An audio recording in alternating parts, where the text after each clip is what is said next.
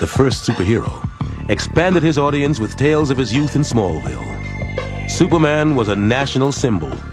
In the early 40s, Superman's mission was defined one way. Superman fights a never-ending battle for truth and justice. By the 1950s and the introduction of the Superman television show, of course, it became Truth, justice, and the American way. That phrase, the American way, was all over the place in the 1950s, because now we're stuck in a Cold War. But as Superman entered the 1950s, more popular than ever, his creators, Jerry Siegel and Joe Shuster, were out of the business. A few years earlier, they had sued DC in an attempt to reclaim the rights to Superman and to get millions in royalties they said the company owed them. In 1948, they lost their suit, and DC let them go. Jerry Siegel was essentially fired from the strip that he had created. What is going on, y'all? What's up, y'all? Yeah, I wanted to add that to show that DC was always on some fuck shit, you know. Yep. And it's been just one hell of a experience ever since the beginning. What is going on, guys? Welcome to the Front Porch. You already know who it is. Q and Aaron back at it again to give you what you need. And what you need is this particular conversation. So sit back, relax, and enjoy the punch, because it's gonna hurt. Yeah, indeed. If you're in a certain demographic, it's gonna hurt, because you're gonna get what's the word? Butt hurt? Is that it? Is that what the kids say? To quote Stevel from the Halloween episode of Family Matters, this is gonna hurt like the Dickens. So y'all already know. Oh my gosh, no! I think we need to have this conversation, because we getting in some comic book history, because people want to act like they forget.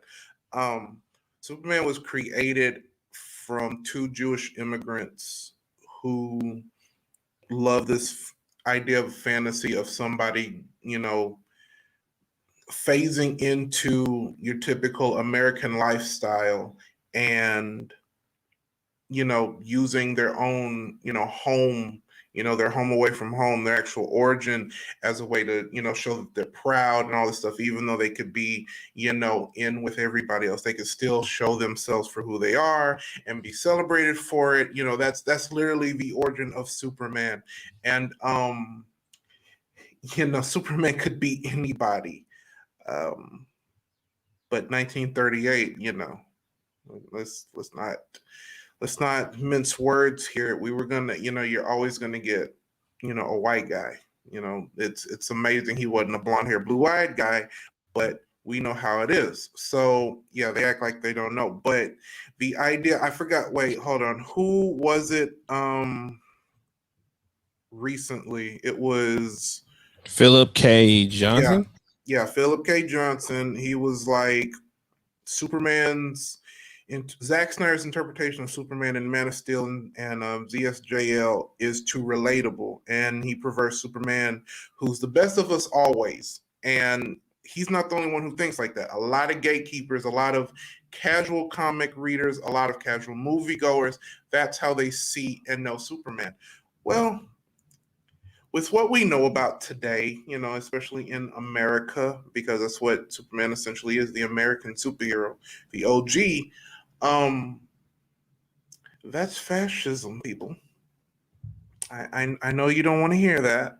I know it's kind of shocking to say that, but the idea that somebody is stronger and dominant and is going to beat the crap out of everybody because it represents the best of us, and you don't want any faults in any shape or form, that's fascism. That's ultranationalism. Not forget the right and the left stuff. That is authoritarian ultranationalism, because Superman can do no wrong. Superman is the greatest. And it's like, if you look at it from a narrative standpoint of what has been done in a few, films recently, he's not perfect. If he's going to represent America, if he's going to represent, the American population, he's not going to be perfect. He strives to do what's best. I thought that was the idea of Superman, but apparently not. We want the fascist imagery. I'm sorry, Superman didn't, wave the American flag in all 3 movies he popped into. Not saying anything's wrong with that, but This I'm gonna learn today.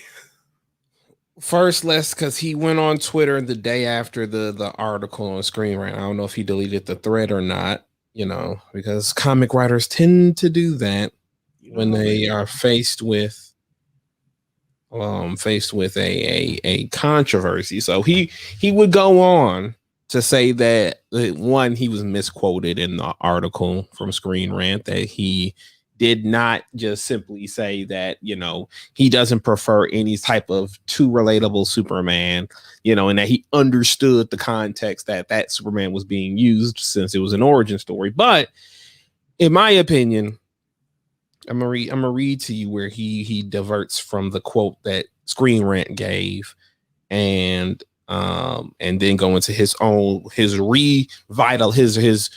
revisited statement, his relaunched statement, if you will.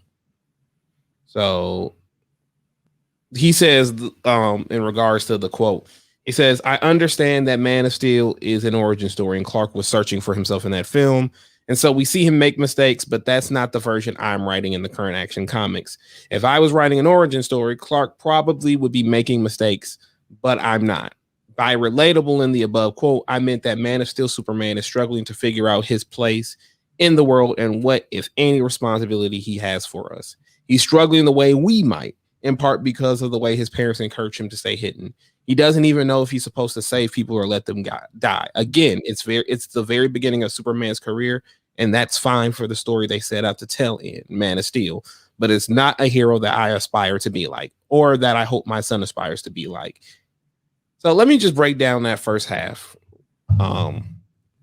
Basically, in so many words, not, at the risk of putting words in his mouth, basically what he's saying is, I understand the context, but I still don't value it as proper heroism from Superman, because the simple fact that he had to question his abilities to, or the choice for him to save people is not aspirational. I don't want to question my place in the world. I just want to have all of the tools, which is, for lack of a better word, very poor in terms of looking at superheroes in the modern age, because when you look at so many institutions in the last 5 years, you look at people like Bill Cosby, you look at people like Joss Whedon, you look at, all of these individuals who portrayed themselves to be these virtuous individuals who had everything in order, knew where they stood, and could be a pillar of positivity. And it turns out they're anything but. Trying to continue that facade that people come into this world and know everything and have the answers, or at the very least know everything right to say, that's outdated. That's not what people need or want, I would argue, in this time, in this day and age, because people can see through the bullshit now. They can see through the person who purports themselves to be a higher authority of privilege and of a certain character. Now people know that that's just an easy way for people to grab power, like fascism. So that's why, like you say, Aaron, that's why it is a tool of fascism, because what are some of the most effective fascists in history they've done? They've purported themselves to know exactly what these people needed, knew exactly what to say to them, and because it was something that fit the zeitgeist at the moment, they tried to purport it like that was the zeitgeist for eternity, and therefore they were able to grasp power and do what they needed to do to accost anybody who didn't subscribe to their way of thinking. It is why, in a lot of the early, well, not even early, I would argue up until about 10 years ago, a lot of the superhero stories, both from Marvel and DC, cast a very terrible light on people with mental illness. Why? Because that was always used as a tool to justify someone's supervillainy. They had a split personality. They, went through something traumatic or something happened to them. And because they were standing opposite of Superman, the Avengers, or what have you, forget any points that they made initially. This was well before the time of nuance in any real respectable regards. So that whole ideal that because it's Superman, so of course what he's doing and saying is right, there's no reason to think otherwise. That's also the reason why people excuse and forgive Christopher Reeve Superman killing people, because it's Christopher Reeve Superman and he already has everything. So obviously, subconsciously, even though they might say otherwise, subconsciously, they understand that he's doing what's best for them, even if they have some doubts. Exactly. And I just feel like you said, like if you look at, then compared to now, of the entire how everyone feels about, American, I don't want to say nationalism, but everyone's love for America, you have this very big divide because people are saying, no, it's not the perfect utopia. It's still, a lot more to do in America as opposed to other places. But now you don't get what everyone was trying to say it was from World War II and back. The propaganda worked, and yeah, everyone wants to compare it. That's why people want to say, comparisons with Zack's, Superman, and then Homelander, and then he says, well, it's this ultra nationalism idea that nobody can do any wrong, and we're all just one big zeitgeist. We're all just rats in a Skinner box who are just going to try to scurry our way around and accept whatever is going on. But the moment someone tries to pluck, the moment there's someone with power, physical power, they can make everything happen. And then I want to point out, Q, how you talked about, yeah, superheroes are fascist. If we really want to point it out, like the most fascist one in a way, now let's have this conversation. Let's make it about comic books, period, for a minute, because you have Captain America, who originally was not, he wore the flag as a suit, but he wasn't necessarily fascist because he didn't represent fascism. Because what did he do? He was there for the time, but when Jack and Stan brought him back for the Avengers, what did he do? He always questioned himself. He was like, is this the right way? What I knew in World War II isn't the same. It was growth. Nobody wants that with Superman. Why? And it, that goes back. I think it's because he's the OG superhero, and they don't want that, the idea that that's, different. It's like a lot of people feel about Reagan, and I mean, we can talk about 45 too, but you can look at how Reagan and what he represented for his voters. They were like, Reagan can do no wrong. Reaganomics is a great idea. But you look at everything underneath what Nancy was doing, how she was ignoring, AIDS victims, how she was, going, using tanks to go through the ghettos to attack, the crack epidemic and things like that, when really it was just cops selling stuff. It's like it's an ugly truth behind this, beautiful painting that is America, like the famous, to be art nerd, like the famous picture of those black people in the bread line, and you have that painting, that mural of the family who's driving. They're like, oh, we're in America, it's freedom and all this stuff, and you look at that. That's all. Like, if we really keep it a buck, our Q and I's experience in America is a lot different than what some of these comic writers are. Some of these gatekeepers are, because what do the red undies represent? What does the cape represent? What is literally the colors? Yeah.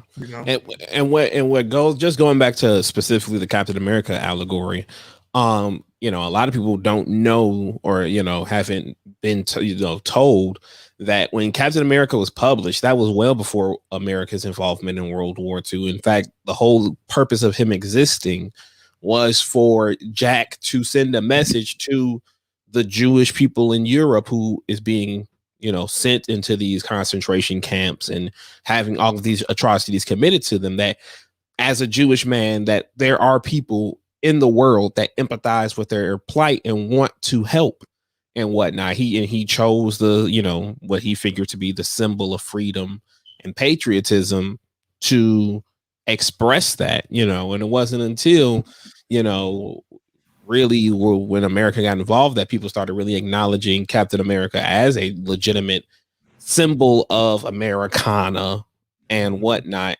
And again, when I think of, the quote unquote uber American superhero, Superman and Captain America, what people ask of them and what they were originally intended for are vastly different. It's kind of why I enjoy Man of Steel and The Winter Soldier so much, because those to me seem to properly represent what those characters are supposed to be. Captain America is not just some guy who blindly believes in the American dream. He believes in what the American promise is. That's what it is. The promise that everyone gets treated like equally and fairly and fighting for their individual rights to express themselves.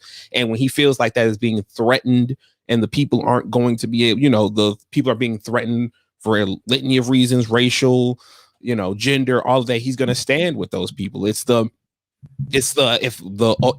old adage of, if I was writing this character, Steve Rogers would be standing with Black Lives Matter protests and all of these other things and defending them, and because that is what he believes in. That's why he became the Nomad in the 70s when he found out about how deeply the government corruption was, and he didn't want to represent a country as corrupt as America, where not even a symbol like Captain America could make that sizable enough change to do so. And then with Man of Steel, the immigrant aspect of it, the Clark finding his place and then ultimately deciding on what he needs to do, that again is essentially how a lot of not just immigrants but minorities in this country feel in general, that despite the innate hatred and fear and mistrust that's going to be lobbied against us, a lot of people just want to be a good person and do right by people, and which is ultimately what Superman is about. You don't have to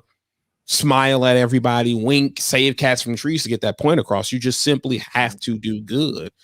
And when I see comments like, Man of Steel is too relatable, or even when he clarified his statement to be more specific about where he wants it, even then when you try to say that, oh, Superman should have no doubts at a more seasoned point in his career, to me, that's still shaky, because I want someone who can understand that maybe their particular method, they have to think about things before they act and not just assume that what they do will be for the good of everyone. Understand consequences, because you have too many individuals who put themselves at the forefront and act without any sort of thought about consequences, whether it be for themselves or the people they're saving.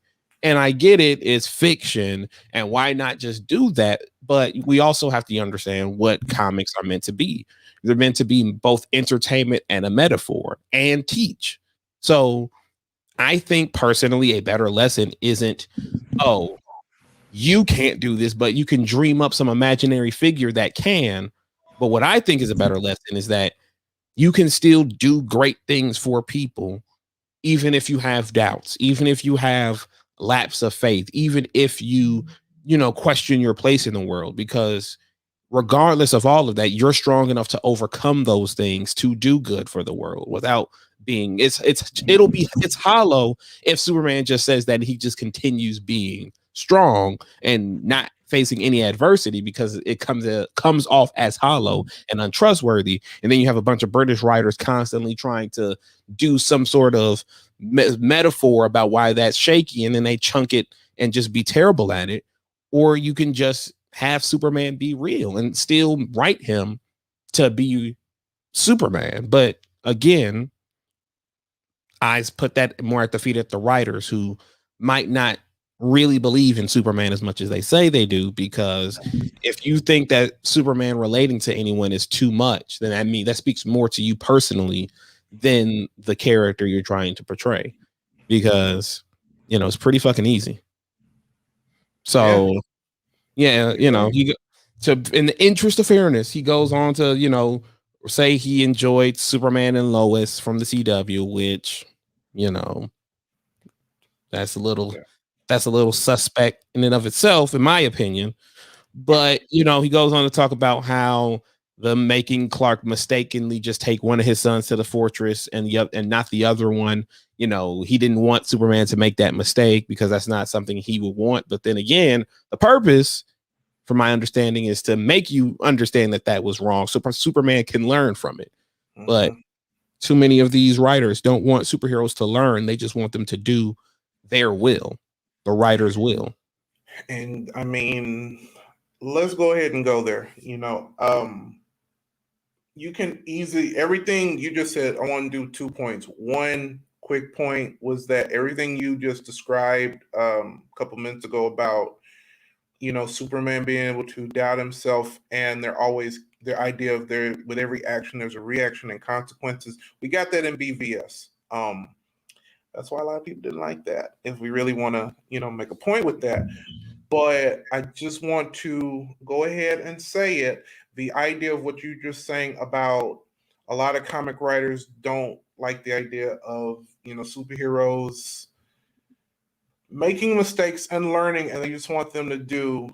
Can we go ahead and make that comparison to political leaders and the military? Can we go ahead?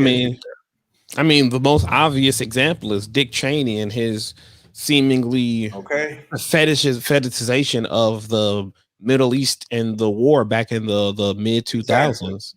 That is the perfect allegory for all of that, because it is so you saw all of the times that the just dogged determination to keep the troops there to do absolutely nothing but terrorize Middle Easterners while simultaneously demonizing them in the eyes of Americans. And even to this day, there's still ramifications being felt that is no one is being holding themselves accountable for, or at the very least shrugging their shoulders and just saying, well, I'll live with it, which is mirrored perfectly when you have characters like Tony Stark and Carol Danvers, who in the comics, they do these, their biggest examples are the 2 civil wars in there.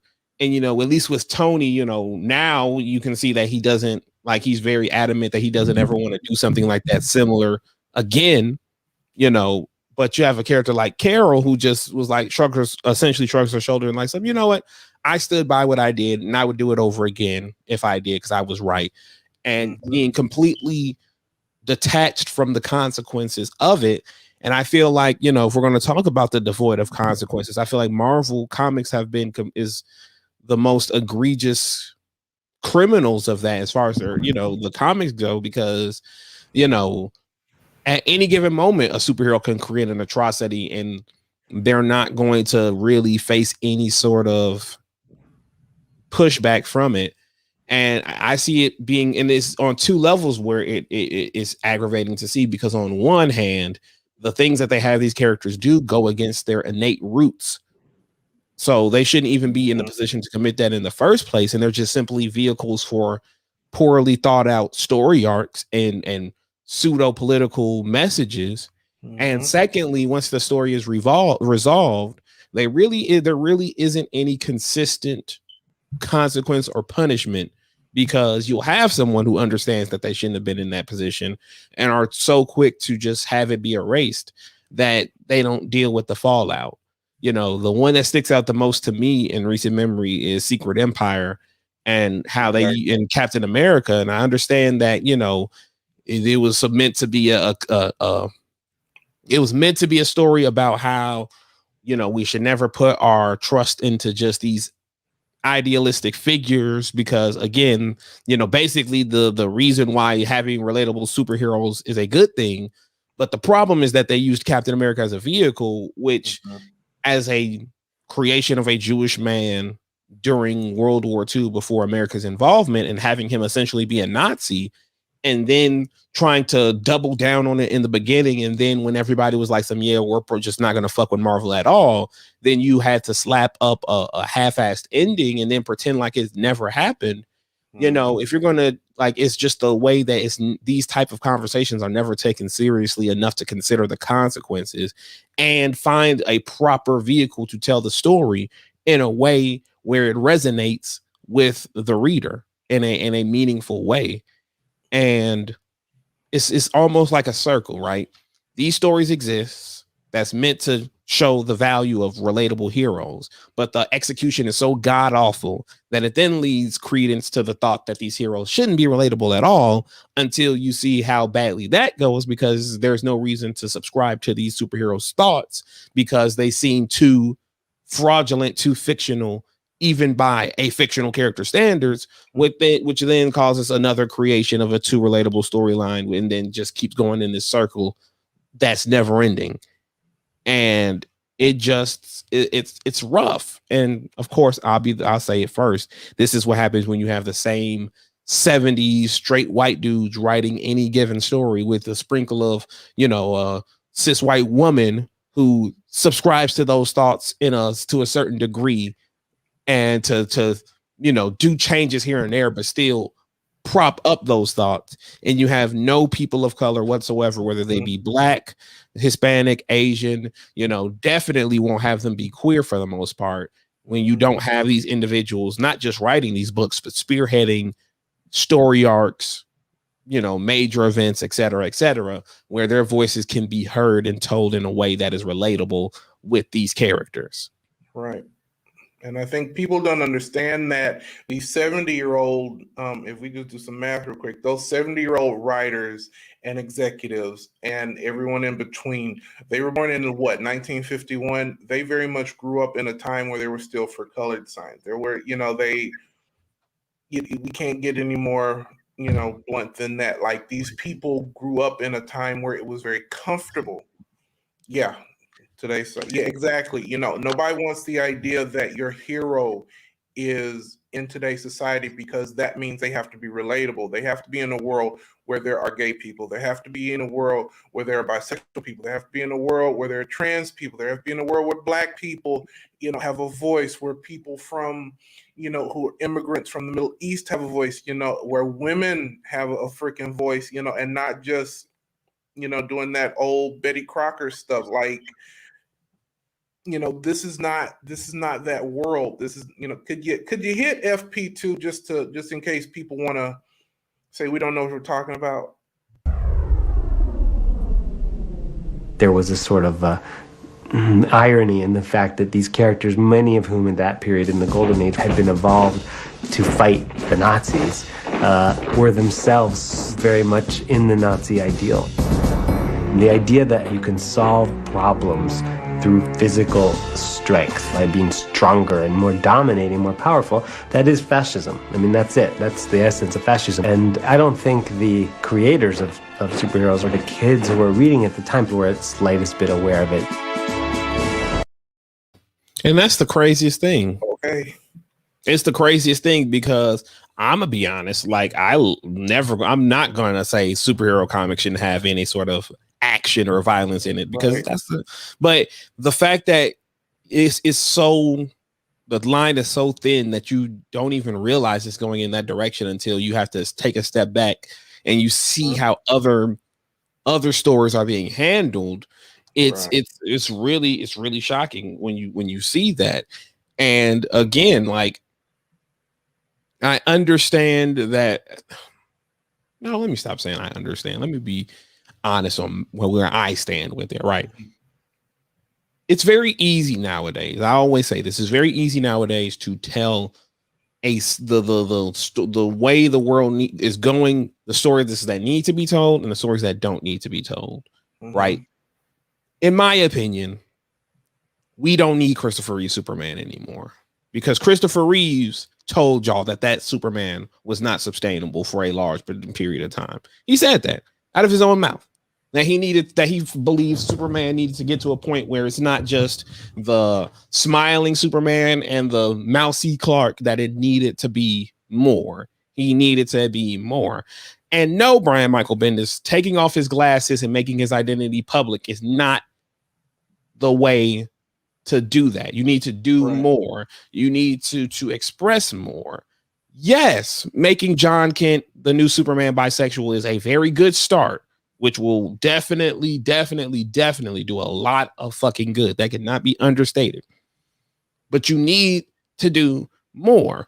We need to see scenes reminiscent of the iconic scene of him standing in the Middle East, daring any military to accost these people, or the scene of him with a Black Lives Matter allegory with their chains, standing with them as police are threatening to disrupt the protest. We need to see more of that. We need to see that emphasized. We definitely need more scenes like the montage in BVS and the discussions Clark has with Lois about his place in the world. Like it's you know what I mean, Don. I don't mean that he be completely forgotten, but it needs to be understood that it needs to evolve, not just used as a template, because using it as a template is not going to make anyone understand Superman any better anymore. Is the word. Unfortunately, there have been too many examples of your Superman-esque individuals who've turned out to be shitheads for that to be applicable to a lot of people now. It's not anyone's fault except for those people specifically. Right. But it needs to now be emphasized on what matters about Superman. It needs to be more showing and less telling. Less telling you that he knows what he's doing. Less telling you that he has the mindset to understand everything what's right. And more showing you that not only will he continue to do right, but he has to really put thought into what he's doing. That's what I mean. And when I say that, I don't mean someone trying to tell him, him busting up a racist gang means nothing. No, we don't. I am averse to that in any comic book world. If you have a racist subgroup in your comic book universe, absolutely make that a big point that superheroes are beating them up, because a lot of people in the real world really even don't even acknowledge their significance. So having Superman beat up the Klan, or having the X-Men kick the shit out of the Purifiers, or whatever, are very important things to highlight in a positive light, so people can understand that, yes, you do need to punch these people in the face, because they really don't, metaphorically, literally, whatever the case may be. But that we need to get racism and bigotry up out of here. No, I think the fact that it's not reflected in the real world, if we're going to keep it a buck, it's nobody is held accountable. There's that word again. The corrupt, people are using super, and we can really blame the way everyone sees Superman now on that old guard, and also on some nationalists and some Dean Cain. People, well, I didn't say it, but there it is. I am. I'll say it. That type of old guard Superman is why we have Dean Cain, who played one of the most iconic and beloved superheroes of all time, and is a literal dickhead and shitbird in real life, who is a complete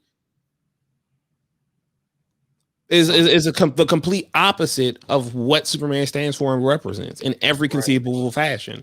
But because he has the look and obviously subscribes to the traditional Superman ideology, his name is unfortunately attached to Superman's legacy in a way that he really should not have any sort of connection to that.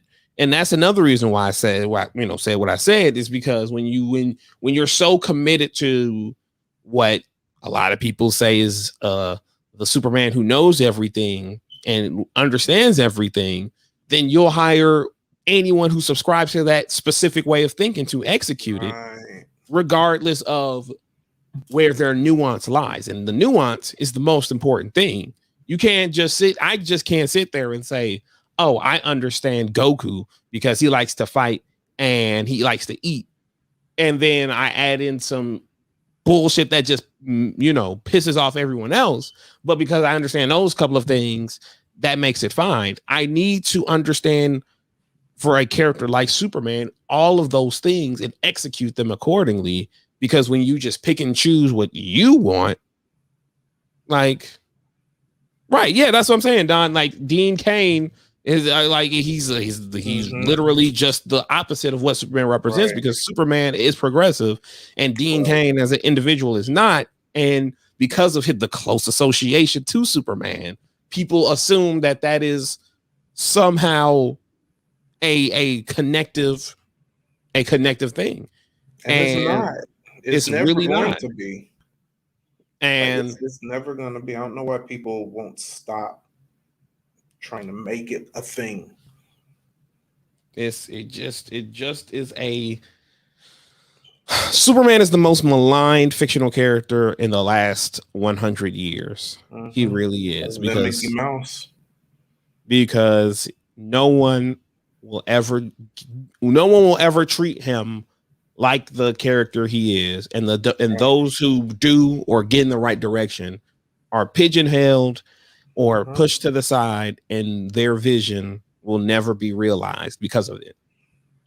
And that's a shame, because like I said, we can easily, then I want to make this a point every time. Everything you just said is a perfect allegory for what goes on in America. Like how many leaders of different movements. And it's like, I'm not saying you can't have your own opinions on how, you see things. That's your prerogative. You do whatever you want. But it's like, if you actively try to shut someone down and you don't like the idea that something that's supposed to represent everyone only represents a certain part of, an entire country, then like you got an issue. You really have a problem.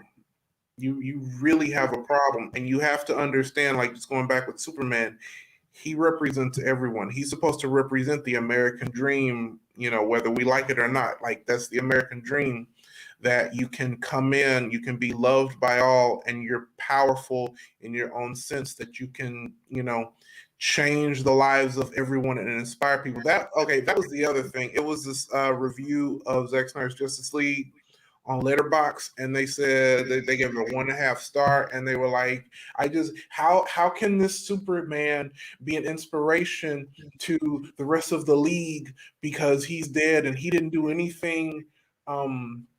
He didn't do anything substantial to make them feel like they could be heroes themselves. And I'm like, well, so you're saying if they're not in the public, if they're not in everyone's face, if they're not smiling, if they're not in the news doing something, that they're nobodies, so let's just say F the first responders, let's just say F those essential workers, F the unsung heroes of today and tomorrow. So like, just F all of them, because they're not in the public, and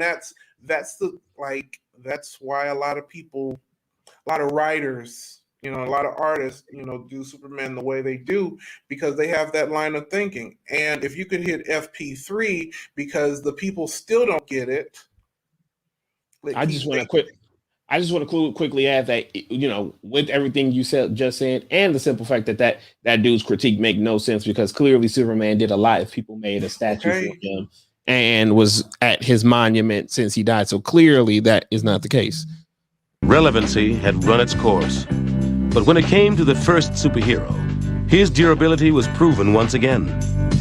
Over the years, many different writers and artists had redefined Superman. The character had survived because he could be reinterpreted to reflect the times. The 1978 motion picture starring Christopher Reeve kept the basics of the legend and added a late 70s edge of sex and romance. First Superman is wonderful. It's a really great origin story. If you like the comics, I think Part 2 appeals to you even more, because, he's fighting superpowered villains.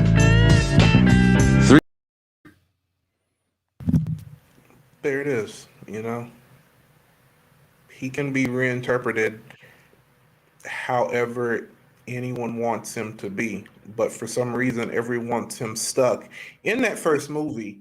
Um, you know, that's a lot to unpack right there in itself, but it's like Superman's not one thing. You know, he's still a hero, but he's not going to be white America's hero. I'm just gonna say it. I'm just gonna say it. Can't be. He can't be. And it's the fact that when you look at the times, 1978, the tail end of the 70s, which was post civil rights, post Malcolm X, post Martin Luther King, and that whole decade, and people trying to reacclimate to any sort of peacefulness right before the 80s with the crack epidemic and Reaganomics, and all of that became, you know, it's simple, you know, a year or decade was so shitty that you look for any piece of hope and optimism, ironically enough, to try to dedicate your life to, and you know, you lose the plot. That's what happens. And you know, that's what, again, like we've all said, a lot of these people who are in charge of Superman are only familiar or accept Christopher Reeves because that's the thing that just is the most grasp to them. That's what the easiest to grasp, and it appeals specifically to them. It's like it's very narrow, it's very central. But when you have more and more events happening in the world and more voices becoming prominent, and Superman, in a sense, Superman reflects the world and the times, you need to have Superman reflect that as well. And again, when you're pigeonholing the character, when you're saying, you know, so beholden to things, when you think that him going into his New 52 outfit is somehow a disrespect to his previous existence because he's no longer something that can appeal to, your opinion, children, when you sit there and you call a film dark and edgy because it asks serious questions of Superman and accents, you know, shows you him deciding his path in the world and showing you why he's going to be Superman, you know, it's like, again, it's just the simple, oh, well, this is scary and new, I don't like it, and because I have credibility, then people might take my word for it and miss out with, you know, what that is. Well, can I say a very big hot take that I know will probably get me a lot of hate? I'm gonna go ahead and say it. The reason why a lot of people didn't like Man of Steel was because it raised the question, how would the American military respond to someone trying to do good with all of that power? It made the military look pretty silly in that movie because, you know, they didn't really know what to do. It didn't make them, they were not the ones with all the answers. And then on the flip side, also made Kryptonian military look, you know, like a bunch of shit is too. And then the sequel, BVS, what did it raise? What if American politicians were pulling the strings to make everybody fight each other? You know, the haves versus the have-nots, because that's literally what Batman versus Superman was. Yes. You know, I'm gonna take it a step further because I'm gonna get on Brian Michael Bendis for a hot second, and a lot of people in regards to, if you guys read my Medium article, who I feel to believe are the other side of the necessary comic book coin, and that's the X-Men. Because in my opinion, the X-Men and Superman are on the same coin in that they are the most important comic book creations of all time, and they are desperately needed and forever, as long as comic book mediums exist. And on the flip side, it reminds me of how the X-Men prior to 2020, and well, late 2019, 2020, where before they were revamped to what they are now, how they were always treated, you know, their cause was always treated as a lost one. How it was always treated like, oh, you're protecting the world that fears and hates you, but you always have to assimilate into their mindset. You always have to do things to put yourself on the Avengers' good graces, or Fantastic Four, or Shield, or whatever, because at the end of the day, you know, there is some validity to the fear and hatred that goes on. And it was always kind of hammered home that being an X-Man is not as important as being an Avenger or a sorcerer. Like fucking Brian Michael Bendis even had a comic where Uatu was more or less telling Beast that, oh, if you weren't constantly fighting for your mutants, the mutants' rights and fighting for mutants, then, you know, Magic could be Sorcerer Supreme. And, you know, all of these, you could do more good without the X-Men than as an X-Men. And that to me is just as egregious as saying that Superman needs to be one thing, because it ignores the larger cultural narrative that these characters are meant to exist in and solve. And that is why I've said that, just like Man of Steel, this current age of X-Men is great, because it's now like, no, we're going to now create for us. And because we're still superheroes, we're still going to do superhero things, but we're no longer doing it to appease any of you idiots who haven't caught on to what we're doing, friend or foe. We're just going to do us, create our own country, create a planet for our people, and still be the fucking X-Men and save the day, because that is, we understand our place in the world now. And it's not to make you fear us or hate us, you know, less, because you're going to do it anyway, because you've subscribed to those poor thoughts. Instead, what we're going to do is we're just going to do it of our own volition. And with Superman, that's what Superman should do, but rather do it from a fear and a hatred point of view. Does it from a, I understand the value of being a human, and I'm not going to simply limit myself to what you think I should be. I'm going to do good because I know it's good. And yeah, I'll fail. Yeah, I'll even question myself, but I'm going to learn from those things, and I'm going to keep doing it, not because of what you think I should be, but because I know how we all should be. We got that in BVS, but you saw how people reacted to that. Mm-hmm.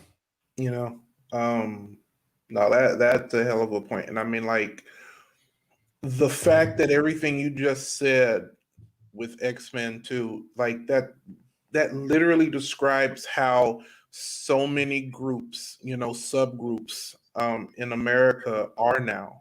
Like, everyone is raising their voices up. Everyone's saying, no, I deserve to be heard because I have, you know, taken shit for so long. I mean, like, look, just let's talk about X-Men for a minute. Look at the idea of X-Men from the 60s to the 70s. It was, you know, they kept that whole superhero thing of secret identities, right?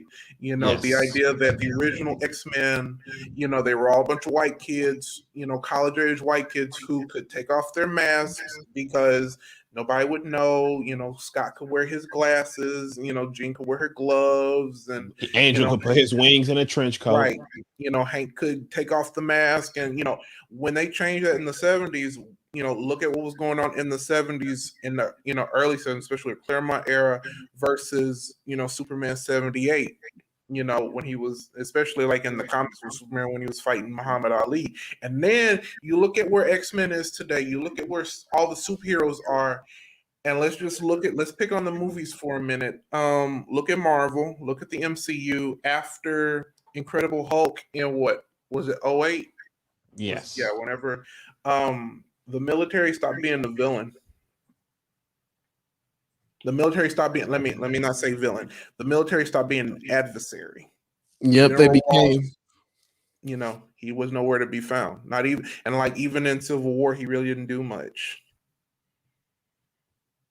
Like it became they became somebody who was someone who knew just as much, knew as well. They had the best intentions at heart. I'd say the last film to actually I say the last film to really paint the military in a negative light was Fantastic Four: Rise of the Silver Surfer. That was the last movie to be like the military are idiots who should probably step out of the superheroes' way so they can save the day. Yep. You know, there it is. I also posted the link to the Superman X-Men article I wrote in the chat. So if y'all wanted to check that out and see what I'm talking about, then feel free. For sure. I'll be sure to put the documentary from the History Channel in the description box. or the comments too, because like I think people forget, and what's crazy is it's mostly, if you notice, it's people like us. What are we, millennials? We're like tiptoeing between Gen Z and millennial.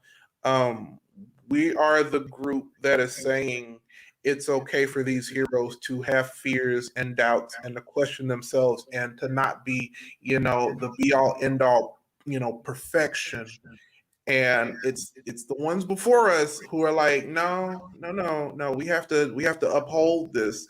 And you see that in society, and I'm just like, Yep.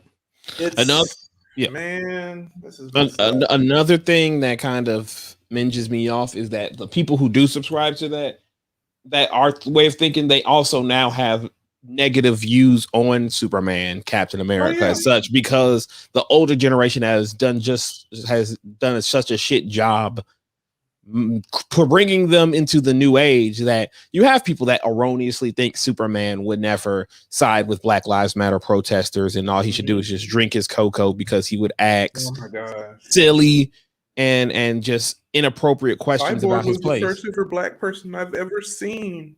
Like they think that he would erroneously make some statements like that, ignoring his Smallville friend who eventually went to Metropolis to be in the Daily Planet with him. Like that's like it's things like that, or assuming that certain characters don't know how to properly interact with Black folks because of how poorly these writers have treated these characters coming into this new age. So it's now that these characters are just out there in the ocean with no life vest, and then when these critiques are lobbied at them, and then there's a large discourse, then again, that circle I was talking about, it goes back to the default versions because they think that people just don't get it, and like perfect fucking point. This might be slightly controversial, but I don't care. Like it's very obvious that Batman isn't a cop person. He's a Jim Gordon person. He's not someone who he's not a cop. It's as simple as that. They want to cancel Bruce Wayne every month because he's a billionaire. Like it's like give money back to the city. When that's literal plots of tons of and despite the fact the CIA was openly being assholes to the mutants there, but can I talk about that for a minute? Because what really made me feel some type of way about that movie, especially if you know your history, the shaky ground of the CIA and the relationship with some world leaders such as John F. Kennedy, they would not have worked with the mutants in any shape or form. Yes, they wouldn't have. And I don't like this is the other thing that I cannot stand is like, especially in comic book films now, they're trying to repaint history as if something, didn't exist. Like, it's okay to have, if you're going to have your own history, but don't try to pick and choose, because, we can still, like, there's still something to be talking about with what was going on in Black Panther and how they mentioned, slavery, and that's a lot. That's a lot to unpack. We might have to talk about that one day. But like, how they shouldn't even have tried that discourse because Killmonger still came off as a ignorant bitch whiny ass dude. Yeah, and while also underscoring how the Wakandans were just completely ambivalent to the other. Everything. That's a lot. Like, we're gonna have to have an episode on that.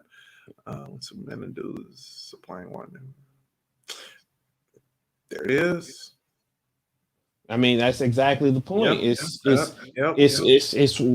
where's the mental gymnastics coming from? You'll complain about perceived overabundance of destruction or lack of enthusiasm with saving lives, but when you have even more egregious and out poorly thought out things happening for even shittier reasons, even to say that there were shitty reasons for the trilogy, which they weren't, it's ignored or swept under the rug because there was other things people like. Because that's what all it really comes down to about this shit, is that if someone likes something more, and how much of the stupid shit they're willing to ignore, rather than just acknowledge that being objective about things, that people choose to be more subjective.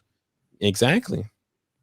See how that works, audience? See how that works is like, if we really want to, if I'm really going to say this, this whole episode, I'm just saying stuff I never thought I was going to say out loud. Superheroes used to be modern mythology. Back in the day, it used to be modern mythology. It replaced, all of the stories about the gods and goddesses. Now superheroes are becoming modern military imagery. Yes. And I blame Mark Millar for that. Okay.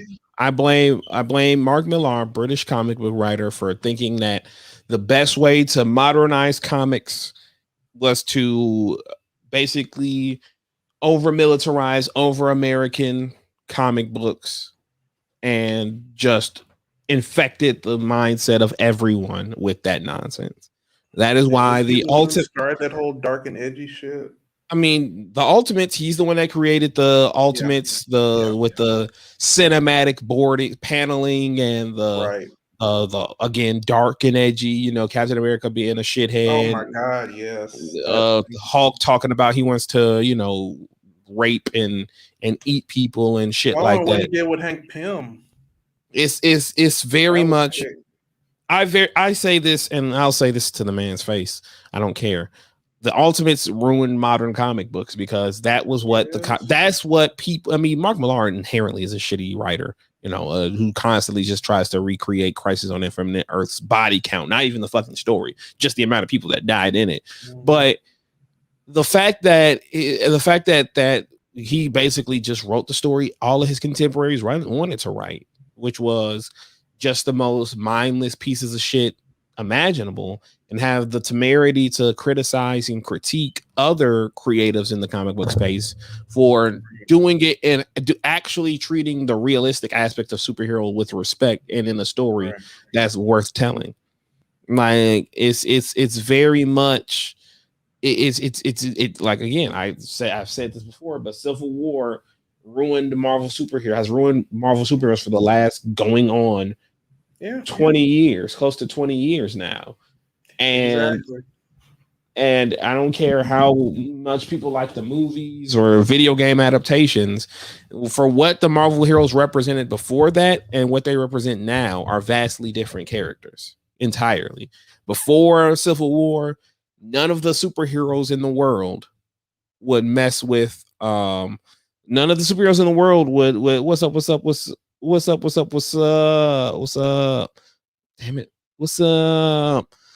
None of the superheroes would align themselves with the government, because they knew that the government was corrupt and would take their tools and their gifts and use it to weaponize to their own gain. But after Civil War, now every Avenger's a SHIELD agent. Now, everyone has to kowtow to the government and the military. Now they have to think like military leaders. And they haven't been superheroes, and that's why I love all of the newer heroes like Ironheart, Miss Marvel, Miles, all of them, because they're so refreshing. They're seeing it like it's like they're refreshing. They're eyes that are needed to tell these new stories, and also call to the carpet the stupid ass decisions that have been taking place. And it's just really a bunch of Civil War absolutely killed Marvel Comics, in so many ways. 100%. Like, there it is. It's again, that's the perfect. Again, another example of the circle I was talking about, because when you again have this one character that people just remembers this one specific way, and again, with her being a woman, you want to see a woman be powerful, independent, and kick ass, but then you want to still try to put limits on it. Yeah. So because to still And I think maintain that, we need to bring on somebody, because I definitely want to yeah, have this conversation, because we got to talk about the Wonder Woman being too violent thing at some point. That is I think that is right there with what is a relatable Superman. I mean, honestly, you might have to have the whole thing just about, like, each episode about Trinity, because trying to keep up the old guard, it doesn't work with today. You can still have the values and the morals, but I think right now we have to ask, what are those values and what are those morals, and who are they for? exactly, Because exactly. back in the day, even though it was supposed to be for everybody, it seemed like it wasn't for everybody. And that's all we're just pointing out that. But obviously a lot of people don't subscribe to that, and they probably are the ones who will not subscribe to this channel, but it is what it is. I mean, it's just the truth. I wish I had that one video. I guess you ain't used to nobody like me, huh? You like truth. It's like, if you don't like it, get over it. Like I said on Twitter, read some comics from the 50s to the 90s. If you cannot say, or read what was that Alex Ross book? Kingdom Come, if you want to go back true to form Superman, but yeah, that's the same paperback. Like, if that's what you want, cool. That's your thing. But it's like, you have to understand that the world is not necessarily, like, it's changing, but it's not necessarily the type of change where it's like new things and ideas are popping up. These are just people who have been silent for decades, if not centuries, who are finally voicing their opinions. And if comics are supposed to reflect, if any form of entertainment is supposed to reflect, the world we live in, you're going to be seeing a lot more of this. And you have to understand that. And if you don't, then you're basically upholding an old idea, and you're trying to put hope in a power that is stronger than you and stronger than the groups that you oppose. And guess what? That's fascism. So there you Let go. me kick some flavor in y'all here real quick. Like, so this is a beautifully drawn book. Beautifully drawn book. Alex Ross, king of realistic superheroes. But this book is a crock of shit with each passing year.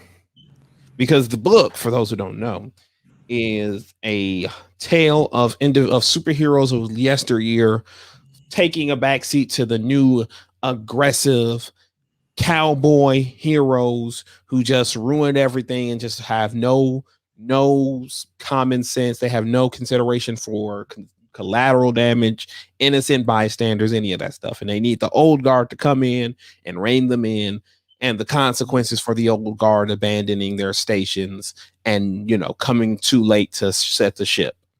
But it's a crock of shit, because it's not the new guard. No. It's the old guard.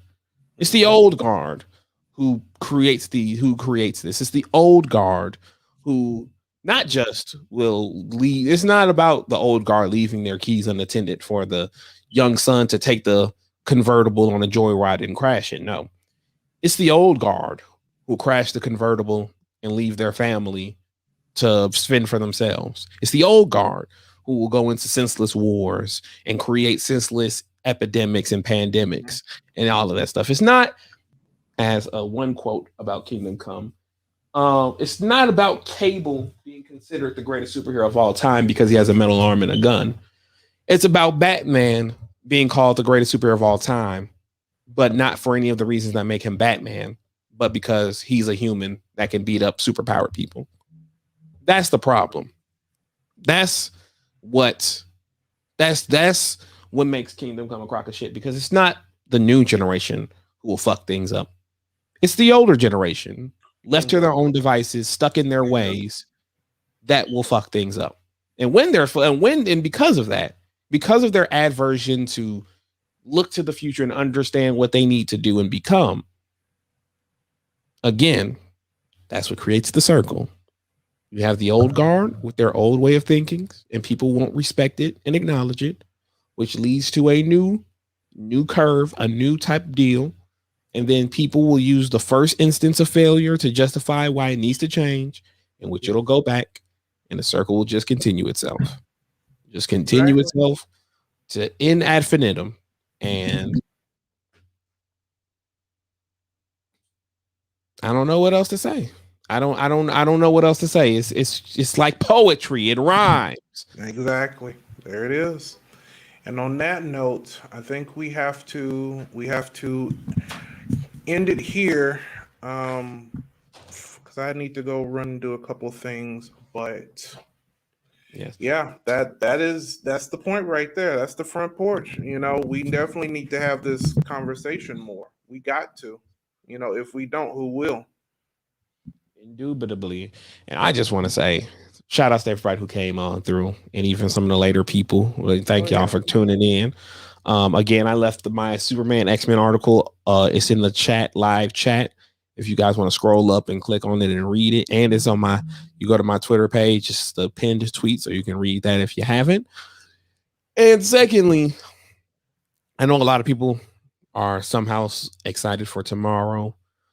I just want to say that regardless of DC fandom, I hope a lot of people still understand that Walter Hamada and Jeff Johns have not apologized to Ray Fisher and the other participants in the Justice League investigations. And Ray Fisher is still fired from The Flash and more than likely won't be a part of it.